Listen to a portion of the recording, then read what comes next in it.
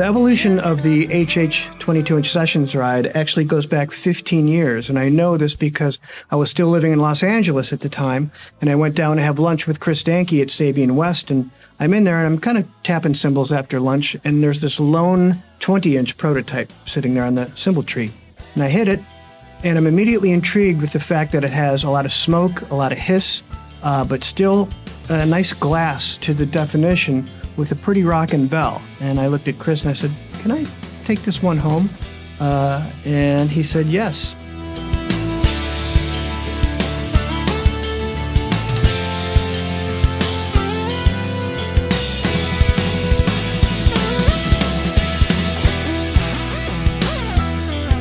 So this was the first 20-inch prototype, that very cymbal that I tapped on that day.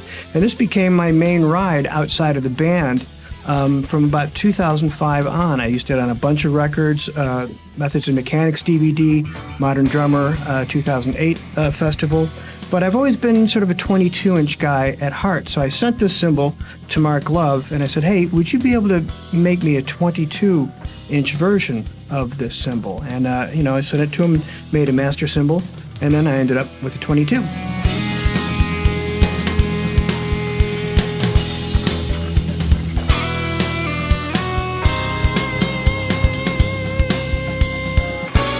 I like a cymbal with a ride when the bell is a little bit up from the tonic note of the cymbal. So you really get a da-da-ding, da-da-ding, da-da-ding.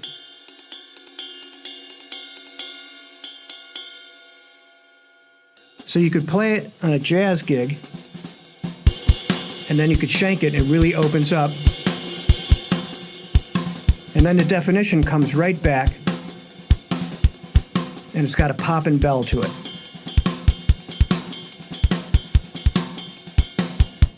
And then here's the 22 version that Mark Love made for me. And basically it's the same cymbal, just another 2 inches. It's got a big bell. It has all the same attributes.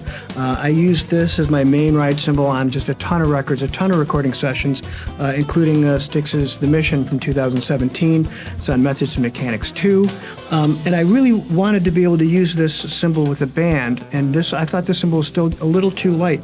So I wanted to add a little bit more weight in this section of the cymbal. So I was sent yet another prototype.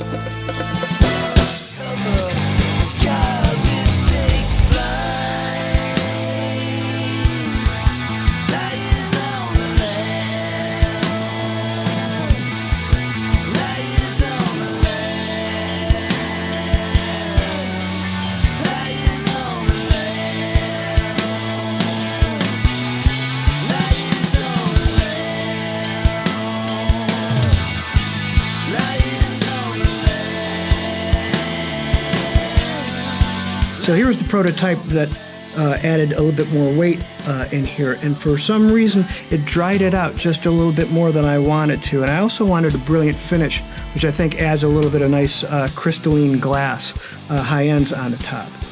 So we sent a couple other prototypes, and we ended up with the hand-hammered HH Sessions ride.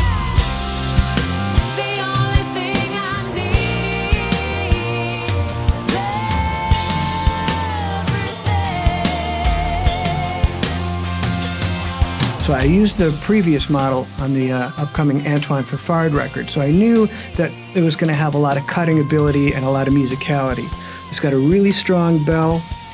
Again, everyone's looking for the perfect ride cymbal. They want it dark, but they want it bright. They want it, strong stick definition, but with crashability.